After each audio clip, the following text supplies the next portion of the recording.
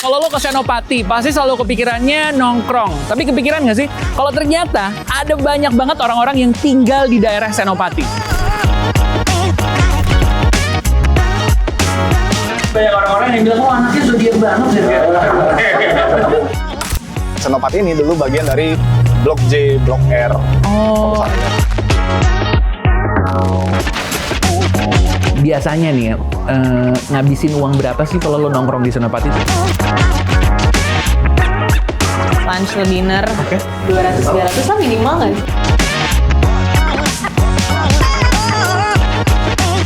Lo tahu sama istilah ini nggak, Senopati? Tahu. Sejak kapan lo denger daerah tempat lo tinggal dari Senopati dibilangnya Senopati? Saya Reza Al-Kadri, ini Senopati. Selamat datang di Asumsi Distrik.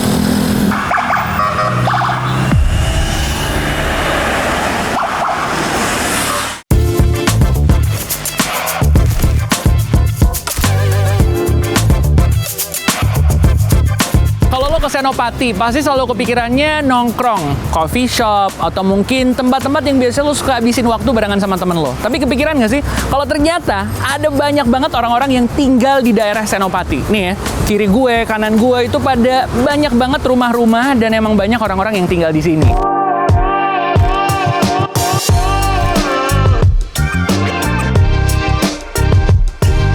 Gue sekarang udah barengan sama Mas Ardi. Halo, apa kabar Mas? Baik dong. Jadi Mas Ardi ini adalah kalau kita bilang warlock ya, warga lokal. Karena emang tinggalnya di Senopati dari kecil ya. Nih, gue pengen nanya, lu sejak kapan sih sebenarnya tinggal di Senopati?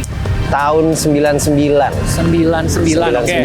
Di Senopati. Sebelumnya gue di Menteng. Oke, jadi dari Menteng, terus pindah ke Senopati. Emang udah banyak yang nongkrong-nongkrong gini di Senopati? Banyak. Tapi nggak kayak sekarang ya, beda. Kalau dulu tuh culture-nya kayak dulu di sini nih. Ini dulu Roti Bakar Edi. Ini berarti hangout places juga gitu ya zaman dulu ya? Zaman dulu ya. Banget. Karena nggak ada kafe-kafe kayak sekarang tuh nggak banyak. Oke. Lo tahu sama istilah ini nggak? Senopati? Tahu. Sejak kapan lo denger daerah tempat lo tinggal dari Senopati dibilangnya Senopati? Berapa ya? 3 tahun lalu ya. 3 tahun lalu ya? 3 tahun apa 2 tahun lalu lah gue dengar. Terus tanggapan lo gimana bilang Senopati?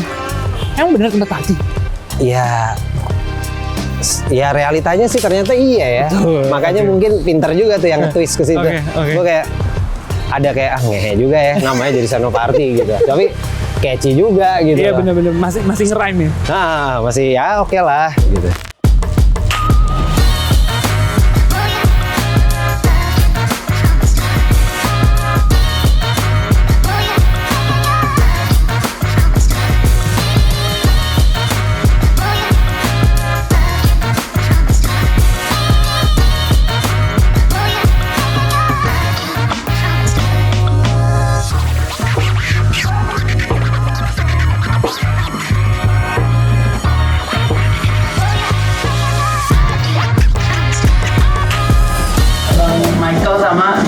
Regi ya. Kalau Michael sebagai co-founder dari Zodiac, kalau Regi sebagai retail manager di Zodiac nih. Sekarang kita di salah satu tempat yang setuju atau enggak nih dibilang salah satu tempat ikonik di Senopati. Thank you.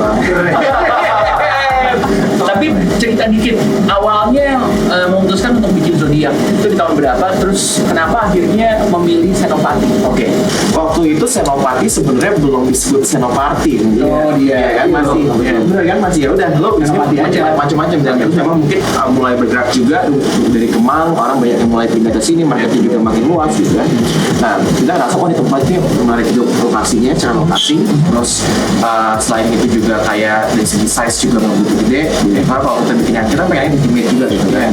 Nah akhirnya di tahun 2018 ya, terus kita akhirnya kita mulai start dan beberapa bulan terus akhirnya di big picture-nya kita ngeliat oh ini nggak cuma sebatas jadi bar ataupun gitu. Kita juga nyebutnya waktu itu konsepnya music bar atau kayak small club gitu kan. That's why kalau misalnya di weekend ini kalau weekdays kita lebih ke music bar, lebih buat nyantai, kalau weekend lebih ke small club gitu. Nah di situ kita akhirnya mikir kayak coba bikin yang lebih dibanding itu. Akhirnya kita coba mikir juga untuk bikin yang ada sih retailnya, retail space gitu. Tapi mereka terus kita juga akhirnya gue ngajak Regi dari dari day one di sini kita ngadain keluar barang juga ya, kira-kira arahnya mau kayak gimana. Terus dan untungnya sejak itu akhirnya orang melihat kayak oke, lo ngeliat di dia itu cuma sebagai seni doang, tapi ada elemen lainnya. Oke. Di sekitar sini kan orang-orang kantoran nih, ada nggak sih yang kayak masih gaya anak kantoran pakai lanyard gaul-gaul gitu ya kan? Terus datang ke sini gitu ya kan? Ini yang menarik banget. Waktu kita di awal justru waktu kita brainstorm untuk ide program dan lain-lain tuh ya, itu tahun berapa 2018 itu ya, jujur kita ada expect banyak, kita expect sejauh ini.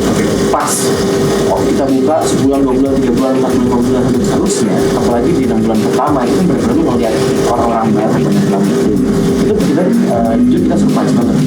Karena datang benar-benar dari semua kalangan. Ya lo yang tadi bilang yang pakai jazz ada, yang misalnya emang lo ketawa wah ini seniman banget nih, atau enggak yang lo ngeliat kayak ini anak muda banget, anak kuliah gitu ya, sampai yang orang tua dan yang udah berumur itu ada juga, dan juga maksudnya dari lokal ataupun dari yang para dari ekspor dan lain-lain juga ada juga.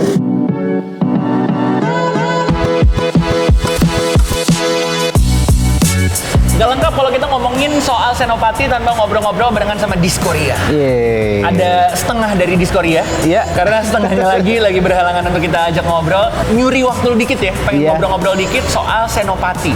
Senopati, alright. Oke, sebelum lo bersama dengan Diskoria, kesan dan pesan lo soal Senopati itu apa sih sebenarnya?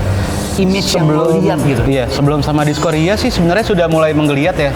Daerah beberapa tempat di Senopati itu sudah ter-highlight lah sama kaula muda Jakarta ya.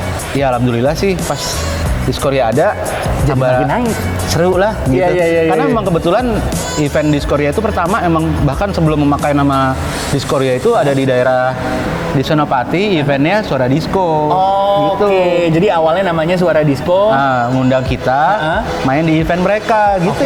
Terus lo ngelihatnya sekarang kan makin berkembang gitu ya. Lo sebagai musisi yang sering berada di Senopati, sering perform di Senopati gitu. Ngelihatnya gimana? Justru jadi sebuah perkembangan yang bagus apa enggak sih? Bagus banget dong, bagus banget. Banyak tempat baru tadi kan, makanya gue bilang tadi dan tambah bergairah sih kalau menurut gue.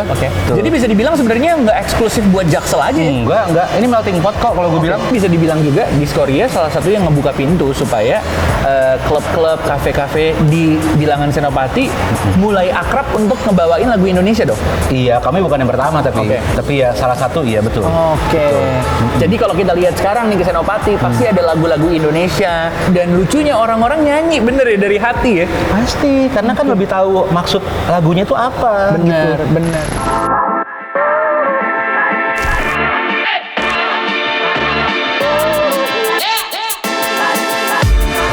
Halo, baik-baik. Udah berapa lama di sini? Udah lumayan lah, 2 jam. Sorry ya, gue nunggu. Enggak.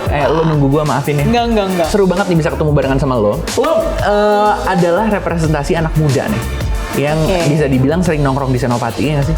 Sering nggak nongkrong di Senopati? Lumayan lah, bisa dibilang sering karena ya 3-4 kali seminggu. Seminggu bisa 3-4 kali datang ke Senopati. Emang gara-gara apa sih? Karena kan kita lihat banyak tempat-tempat nongkrong lain nih. Kenapa lo memilihnya Senopati dibanding daerah-daerah lain? Menurut gue sih karena strategis ya, kayak teman-teman gue banyak yang menyebar gitu di Bekasi lah, di Ragunan, di mana, dan tengah-tengah tuh di Senopati gitu. Dan mereka juga kerjanya sekarang udah pada kerja gitu. Terus kerja juga daerah sini gitu, CBD lah, Kuningan. Jadi meeting point yang pas gitu ya buat semuanya ya. Karena aktivitasnya nggak jauh-jauh dari sini juga gitu ya. Kerja nih di Senopati, terus nongkrong juga di Senopati. Biasanya nih ya, ngabisin uang berapa sih kalau lo nongkrong di Senopati tuh? Paling minimal sekali lu makan gitu bareng teman, lunch atau dinner, 200-300 lah minimal nggak sih? Jadi biasanya mulai dari lunch, mulai dari dinner, hangout after work juga di sini gitu ya. Terus emang cukup gajinya? Ya bisa lah, tipis-tipis lah ya, tapi bisa sih karena mungkin gue juga bantu sama side income juga. Dan emang udah ada budgetnya sendiri buat nongki, buat makan, buat dinner. Jadi bahkan ada tuh buat investasi sendiri, jadi aman lah sih. Tapi ini satu hal yang gue selalu perhatiin ketika ngobrol barengan sama anak-anak yang suka ada di Senopati gini nih. Pasti selalu ada omongan soal investasi. Iya. Ya, tapi kan investasi itu bisa di banyak tempat gitu ya. Benar. Bisa di banyak app lah, bisa dibilang seperti itu ya. Kalau lo gimana berarti? Iya, jadi gue kemarin berujung akhirnya ke pilih iPod gitu, nama iPod. Terus di sana tuh kenapa gue pilih dia, karena dia kayaknya yang paling ini deh, banyak kelas gratis gitu, kayak beginner friendly menurut aku ya. Bahkan di aplikasinya sendiri tuh ada pelajaran fitur sendiri yang emang ngajarin gitu loh, kayak dari beberapa level bahkan ada gitu, ada yang beginner, intermediate sama advance ya. Jadi kita bisa milih tuh emang kalau beginner sedetail itu loh, selengkap itu dia ngejelasin dari financial keuangan gitu. Wah gila, jadi kompleks nih. makanya gue jadi ngerti tuh kayak budgeting lah, terus gue bisa ngatur di keuangan, bahkan buat ngelola utang gitu mereka ngajarin. Dan apa yang gue pelajarin itu di iPod kan aplikasinya udah gampang, dia kayak udah ngajarin semuanya. Gue jadi percaya sih kalau semua tuh bisa investasi aja sih kalau emang lu beneran mau mulai, beneran mau belajar gitu. Aman lah, bisa lah semuanya. Jadi pengen nih hangout sama lo lagi karena gue pengen cerita-cerita soal ini sebenarnya. Alasan aja biar rekening.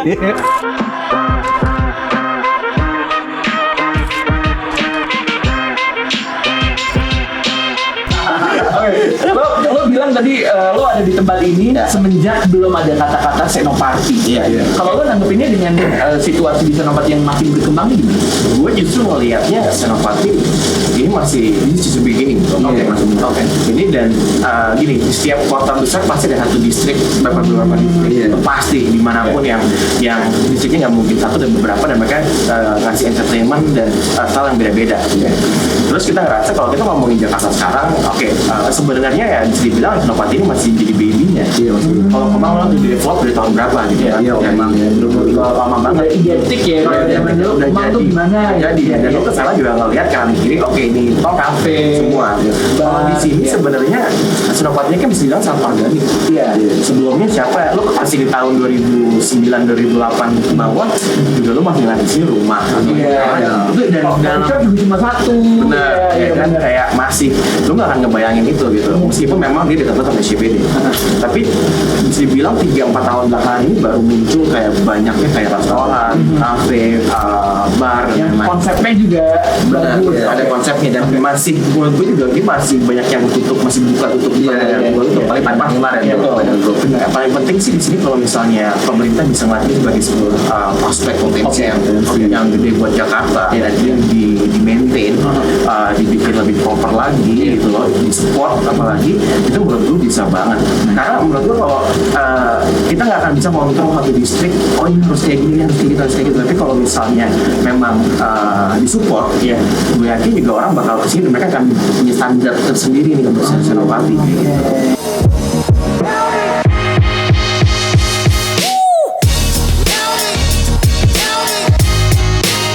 Mas Adrian, apa kabar?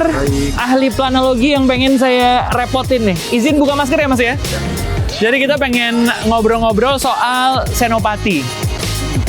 Nah, ini banyak pertanyaan-pertanyaan yang pengen gue tanyain sih Mas. Yang pertama mungkin mulai dari pertanyaan soal sebenarnya Senopati itu letaknya yang mana aja sih?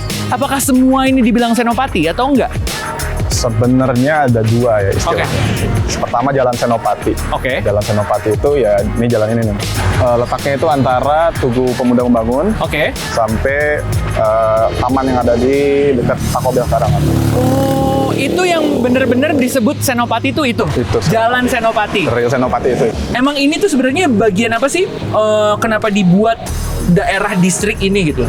Jadi sebenarnya Senopati ini adalah salah satu part yang lebih besar yang dari Kota Baru Kebayoran. Jadi Kota Baru? Ya, Kota Baru. Kenapa dibilang Kota Baru? Kenapa Kota Baru? Karena Kebayoran ini didesain di akhir tahun 40-an. Gabungan antara arsitek Indonesia dan Belanda untuk membuat kota satelit baru di Jakarta. Senopati sendiri itu adalah sebagian kecil dari blok-blok yang dibuat. Jadi waktu itu didesain dengan banyak blok. Mungkin kita sekarang paham ada blok M, blok A, blok S. Nah itu yang tersisa. Tapi Senopati ini dulu bagian dari Blok J, Blok R. Kalau misalnya lihat sini Blok R. Ini R. Ya, Q, Ini Q.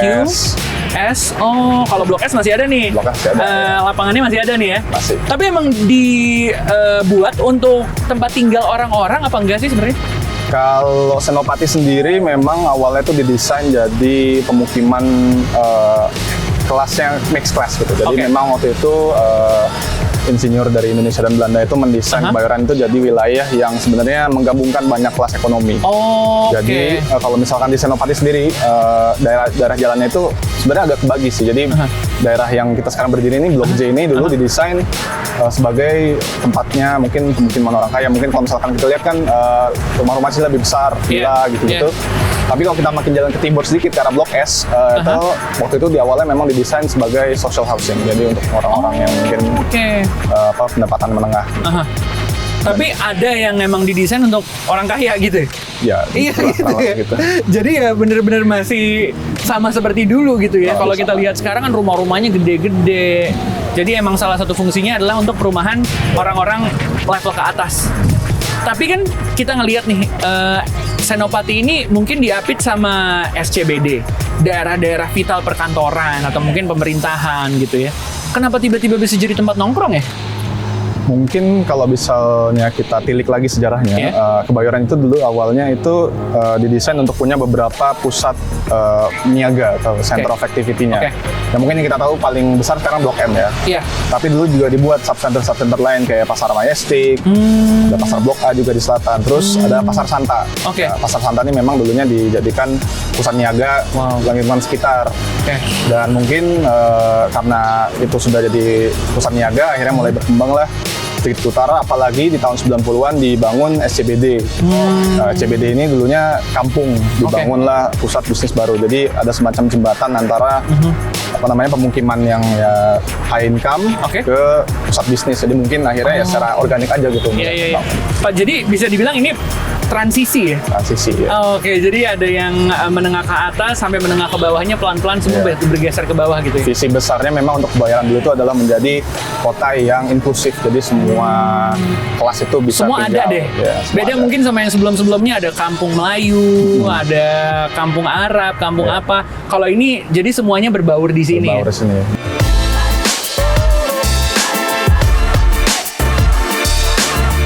Jadi esensinya walaupun tempatnya mungkin sekarang udah berbeda, atau mungkin udah berubah, atau mungkin dalam tanda kutip udah lebih estetik ya kata anak-anak zaman sekarang gitu.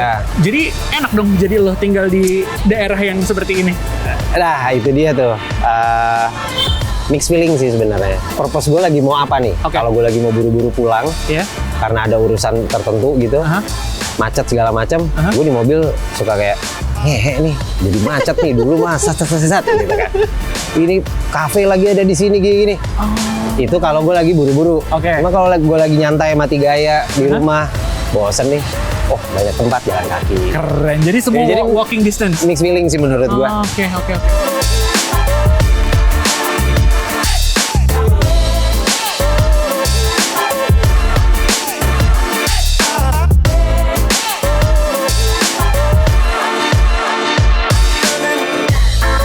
Apotik Senopati. Kalau misalnya orang lewat sini, mungkin beberapa waktu lalu juga sempat kita lihat ada spanduknya jangan ditabrak. Iya nggak? Lu sebagai orang yang tinggal di sini gitu ya, ngelihat kejadian-kejadian yang ada di depan Apotik Senopati ini gimana nih Mas? Aduh, itu mungkin relate sama yang lo bilang ya. Jadi kata-kata Senopati itu, gitu. Karena ya area sini banyak dipakai buat party, orang hangout segala macam. Cuma ya mungkin kurang responsibel aja sih. Iya sih benar. Paling nggak itu nggak kejadian gitu ya. Paling nggak ya kalau belum sober-sober amat, jangan nyetir. Paling nggak kalau emang masih susah nyetir tapi harus pulang, mobil tinggal dulu, naik Gokar, Grab atau apa deh semua. Ya karena keselamatan lebih utama sih sebenarnya ya. Iya.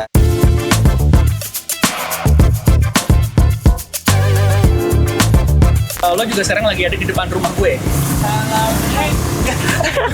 Ada yang punya beneran. Kalau lo lihat sendiri gitu ya, sebagai seorang ahli planologi gitu ya, makin bagus nggak sih sebenarnya Senopati ini? Kita lihat juga trotoarnya kan sekarang kayak gini nih ya. Kalau lo ngeliatnya gimana nih sebagai ahli planologi? Emang berarti udah makin berkembang ya Senopati ya? Sekarang ini kalau misalkan kita lihat, ini adalah trotoar yang baru banget dibangun. Jadi Pemprov DKI Jakarta ini baru menata daerah Senopati. Mungkin karena semua orang karena terbiasa pakai mobil, jalan-jalan nongkrong sini. Iya. Tapi sekarang mungkin agak shifting ya. Jadi pemerintahnya tuh mungkin pengen ngedorong, mungkin ya bisa aja jalan-jalan ke kafe-kafe atau bar di sini pakai Transjakarta, itu kan nggak menutup kemungkinan loh. Apalagi sekarang udah ada MRT, udah ada Transjakarta yang layang juga di Mungkin Jadi sebenarnya lebih aksesibel. Lo sebagai orang yang tinggal di sini sebenarnya harapannya apa sih untuk Senopati ini? Gue pengennya sih insiden-insiden kayak yang di apotik itu tidak akan ada lagi. Yang kedua, segmennya juga bisa lebih jelas lagi sih menurut gue. Gitu loh. Segmen maksudnya kan itu lebih seru kalau misalkan kita main ke distrik yang A. Culture-nya begini nih, musiknya begini, segala macam, anak-anak kayak gini, nanti ke distrik B kayak gini, jadi orang jadi ada option. Cuma kalau jadi sama semua, menurut gua kayak ya mirip-mirip, cuma beda layout doang. Kurang-kurangin deh macetnya ya, ini jalan itu sempit banget. Jadi semoga Senopati kedepannya nggak macet-macet lagi gitu. Terus makanannya makin bervariasi lah ya. Kan sekarang tuh emang semuanya tuh udah ada gitu. Cuma ya tetap aja kayak gini gitu biar makin seneng lah di sini. Harapan nih buat kita sih ya kelar nih yang bikin semua bisnis agak pandemi kelar, itu juga semakin expand gede gitu, jadi kayak retailnya lebih besar, lebih apa gitu. Sebenarnya makin sini juga makin besar kan, kayak retailnya udah shippingnya udah mau keluar dan lain-lainnya, makin bisa bikin orang baru lagi untuk datang lah. Pandemi beres, bisa ketemu orang yang belum berani ke sini atau belum berani keluar lagi, bisa ketemu lagi dan lebih banyak lagi. Dan selain itu ya ini nggak cuma di Jakarta aja, juga berharap kayak sebenarnya bisa buka kota-kota lain, makanya nggak cuma di Indonesia gitu. Itu menjadi di picture kita sih. Gue lebih berharap ke anak muda sekarang bisa menjadikan musik Indonesia tuh jadi salah satu playlist di playlist mereka sebenarnya di digital sih sebenarnya. Itu aja sih sebenarnya dulu sih. Kalau mau kafe ada lagi yang baru ya lebih baik sih pelan-pelan aja. Tapi apa tuh ya kurvanya kalau bisa nih jangan begini deh gitu. Karena biasanya yang begini juga cepet. Iya.